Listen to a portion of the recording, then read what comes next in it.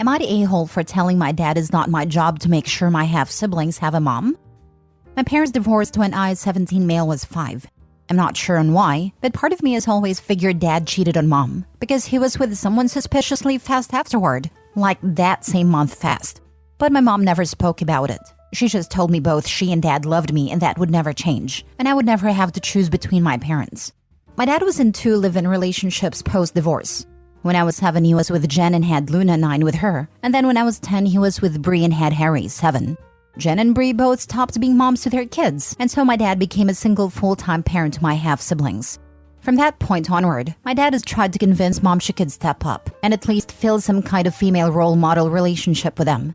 He also corrects me in the half-siblings term and says we are just siblings, and if I were to call them just my siblings, it might soften mom's heart to being a female or maternal figure for them. He would ask mom on my behalf to let me have my half-siblings over to her house during her custody time. My parents share equal time with me. He would claim I really missed my half-siblings when I was gone, and he would claim I wanted to spend every holiday with them, etc. None of this is true. I never said those things or implied them. Luna is having a really hard time having no female family members. She has a dad, 2 half-brothers, and an uncle. So dad has been more forceful about mom's part in all of this lately, and now he's trying to rope me in more. He sat me down recently and told me my half-siblings deserve to have moms, and I could help them with that. I could share my mom and let them feel the love they deserve to feel. He said that I always treated them like lesser siblings. First with always using half, and then with not trying to include them in my life at my mom's house. He told me this is where my role as big brother needs to really take off. In a response, I told him it's not my job. It has never been my job to provide my half-siblings with a mom. I told him it was on him and their actual moms to do that. And I told him it was sick how he kept trying to rope my mom in. I told him to accept that he only had 1 kid with mom, and she was only obligated to care for me. His answer to that was, I was disappointing him with both my response and lack of concern for the overall well-being of my half-siblings. And he told me to do better, be better, and care more about my innocent little siblings. I told my mom about it, and she tore dad a new one for putting this on me.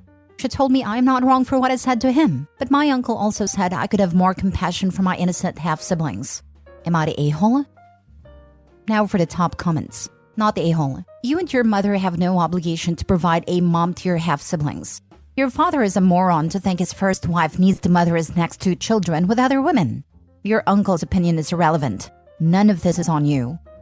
Absolutely. I wish I could upvote this a million times. Your mother seems to have your back and your dad just wants time away from his kids. So if he can palm them off to your mom, it's a win for him. It must be cramping his style trying to find a 4th woman to have a kid with. It comes down to the fact that dad doesn't view women as individuals. He sees them as interchangeable, and based on the services they can provide and the tasks they do, like an employee, not a person and not a partner. This is probably why his relationships eventually fail. OP is not a-hole. Not the a-hole. Your siblings would be fine without a mom if your father stopped pointing out that they're missing out. Dad is just looking for a free babysitter. But dad picked the mother of these kids, and he chose poorly. That's on him, not your mom. It sounds like the best thing for you would be to just go stay with mom. Let dad figure his life out without putting any of it on you. Exactly. It is not OP nor her mother's problem nor fault that 2 out of 3 baby mamas of his are trash. And he's garbage for trying to parentify OP and dump his parental responsibilities on his first ex/OP's mom that has no legit reason, need, nor want to be a mother of his other kids except to OP who is her own. Not the a-hole. I bet OP's mother can't wait till OP is 18, so OP can go no contact on his pathetic butt. Next story. Am I the a-hole for telling my mother that she made her bed? Now she has to lay in it because she is upset that our relationship has changed? 2 years ago, my mother started dating a man. Despite expressing our reluctance to meet him, because she was serial dating we did not want to get attached, they forced the situation, making my sisters and me uncomfortable. Shortly after, he began staying over regularly. My mother's personality changed significantly after meeting him. Example, he would make disgusting comments about my mother in front of us, and she would just laugh. About a year ago, they came home after a date, and I, busy with a timed online university assignment, just shouted hello from my desk. 20 minutes later, with not a word to me or my sister, I heard the outside gate slam, and them leaving just as I finished my assignment. I went to check what was happening, but they were already gone. 10 minutes after they left, me and my sister received a horrible voice message. where my mother accused us of being disrespectful and ungrateful, and how we do not want her to be happy. She also accused us of not greeting either of them when they came inside, though we both did. She left for a week and a half, leaving us with 4 days worth of food in the freezer and no money for electricity. I ran away to get my sister to school during this week, and also no return date. She wanted us to apologize for being brats and not greeting them before she would consider coming back. When we finally talked, she insisted that we were disrespectful for not dropping everything and meeting them at the front door to greet them when they came back, and also that neither of us greeted them in any form. Not true, because I did, and I heard my sister greet them as well. They are the ones who did not respond. The house was small, so it is improbable that they didn't hear us. Mind you that this subject was never broached previous to this incident, and in all the years my mother never required us to greet her at the door like a butler. The power was running low, as well as the food, so we bit the bullet and apologized, even though we clearly weren't guilty of what she was accusing us of. My sister was still in high school, and I was a first-year uni student, so neither of us had a financial capacity to keep a household running. During this talk, I informed her that our relationship would never be the same. Recently, my mother questioned why our relationship remains distant. I reminded her that I had warned her about the lasting impact of our argument. Trust in her as a reliable parent was shattered, and I couldn't simply forget the 2 weeks she abandoned us based on false accusations. While she urged me to move on, I emphasized that she created this distance, and I couldn't force a connection that no longer existed. She's calling me an a-hole for holding this over her head. She says that she's still my mother and deserves forgiveness. But despite her being my mother, I believe the trust has been irreparably damaged.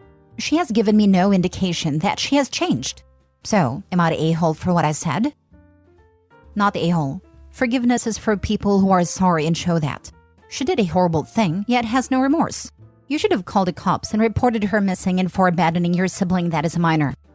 Depending on where they lived and how old they were, not sure if either or both were adults considering they were in uni and high school. It might not be seen as abandonment, and the police might not have been compelled to do anything. That being said, what their mom did was unforgivable. And you're right, she isn't owed forgiveness just because I'm your mother, especially if she isn't sorry. Not the a-hole. It's so convenient when the aggressor urges the person they hurt to move on, or that forgiveness is good for them. It sounds like she was done being a mom and created the opportunity to take a break and blame it on you. Utterly selfish, and her current argument shows she hasn't changed. Asking to be forgiven without an apology or indication that behavior would change is honestly pretty gross. Tells you everything you need to know about this woman. She says that she's still my mother and deserves forgiveness. Not the a-hole. Forgiveness is never deserved. She can ask for it, or ask what she must do to earn it, but it cannot be simply demanded. Mom apparently thinks that being a parent is a type of exemption from ever needing to apologize. Next story. Am I the a-hole for telling my daughter, who is facing homelessness, that only her and the baby can move in with me, not her husband? The husband has lived in their apartment for a number of years. The owners recently sold it, and the new ones are moving in. The problem is, rents have gone up dramatically. The rent they are paying is $1,100 for a one-bedroom, which I thought was a lot. But now that I'm trying to help them find a place, most are now going for around $2,000 a month or more. They can't afford this. My daughter knows she's always welcome at home. Granted, a baby complicates things. I wasn't happy about her having a baby. She's young, just turned 22, but I would never deny her housing. However, I can't stand her husband. Let's just call him Aaron for simplicity's sake. I wouldn't invite Aaron over for dinner, let alone let him live with me. Aaron's in his mid-30s. Criminal history. Hair-triggered temper. Chronically immature and has one hell of a jealous/possessive streak that has caused strain in their relationship, which I obviously do not approve of. Honestly, when she told me she was pregnant, I finally thought we'd be rid of Aaron.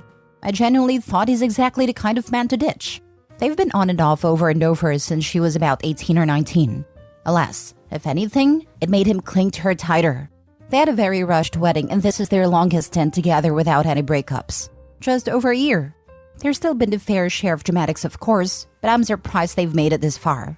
Even so, I simply don't want to live with Aaron. I don't like him. I don't want him around me. I'd go above and beyond for my daughter and the baby. They can stay as long as they need, but not him. Obviously, this has created a rift between my daughter and I. She doesn't want to live separately from Aaron. I told her then she needs to figure out alternative arrangements. Well, their move-out date is rapidly approaching, the 15th of December, and they're still not been able to find a place, and she's panicking. She's been begging me to let them stay. I reiterated my terms. Aaron simply cannot stay here. This led to a lot of tears and some angry words. namely me being an a-hole. I can genuinely see why she might think that, but I also have to think about myself and my own sanity. Now for the top comments. If she's adult enough to get pregnant and get married, she's also adult enough to figure things out. Either she accepts her terms as it's her house, or they can stay with friends or his family. Can't have it both ways. Not the a-hole. Unfortunately, that's not really how things work. I realize that even adults need help from time to time, sometimes a lot of help, and that's okay. Heck, I need help occasionally too. For my own sanity, my helpfulness has its own limits, and I hope my daughter will eventually understand this. I realize they're in a tough spot. The vast majority of her friends live at home still, whereas the ones that don't live with multiple roommates and aren't in a position to help. Aaron, from what I've gathered, doesn't really have family beyond a brother in another province. I know he's done a lot of work on himself, so says my daughter, and has distanced himself a great deal from his former friends. I realize their options are extremely limited, but like I said, my ability to help has its limits. Not the a-hole. It's your house and your life. You are being very generous in your offer. I get that she doesn't want to be separated from her husband, but just because he's worked on himself does not wash away all of the hurt that has caused. Stand strong. Do not be guilted into this. Not the a-hole. Aaron is a one-man communist parade. He comes with so many red flags. Man in his 30s chasing a teenager, criminal record, anger management issues, jealous/possessive/controlling. With all those, I would guess if you did allow him in the house and got a front row seat, you'd probably add some form of abuse to the list. But it's valid not to want that in your home, and living with Aaron would probably tank your mental health. In addition, if Aaron hasn't gotten his act together by now, clearly there is something going on, and he's not going to get his act together anytime soon. If you let him in, he's going to try and stay in your house as long as he can, and it's unlikely you'll leave without a fight. The best thing you could do for your daughter would be getting her to leave Aaron. But unfortunately, she's not ready. Keeping this boundary and keeping your home open to her and her child only may in fact work in the long run when she's ready to leave, because she will know she has a safe place open to her. But until then, you're likely going to be kept away from your daughter and grandbaby. Last story. Am I the a-hole for pointing out to my wife that my mother will never be her parent and she needs to stop? My mom, 64, is polite, and in general keeps a distance away from my wife, 26. I know my wife has trouble with social interaction and they got off on a horrible start. My wife, I'm going to call her Lily, was in foster care and never had a parental figure, and she went hard into trying to become my mom's kid. I think it would have happened if my wife let a relationship grow naturally, but she didn't take any of my warnings and bulldozed what my mom wanted. A few examples. She kept calling her mom even after she told her multiple times to call her by her name. Lily would make her uncomfortable, especially when she would ask my mom very personal question or go way too deep. I have talked to her so many times, but she doesn't stop. The family has taken their concerns with me too, and have straight up told her to stop. The big turning point was when my mom and her daughters, my sisters, went to visit a deceased family member. It's a tradition between the three of them. Well, Lily heard about it and went. It went very poorly, and my sisters dislike Lily now too. We are invited to events that are still in the family, but the women of the family keep their distance. There is a girls' trip around Christmas, and she wasn't invited. This made my wife very upset and was ranting. I had enough when Lily said she was her kid. I snapped and told her my mother will never be her mom, and you need to stop. She ended up crying and now I feel guilty. I just don't know how to get it through her head that she needs to stop. I've talked with her so many times, and she is already in therapy. I see both sides of the story here. I feel so sad for your wife, but also for your family.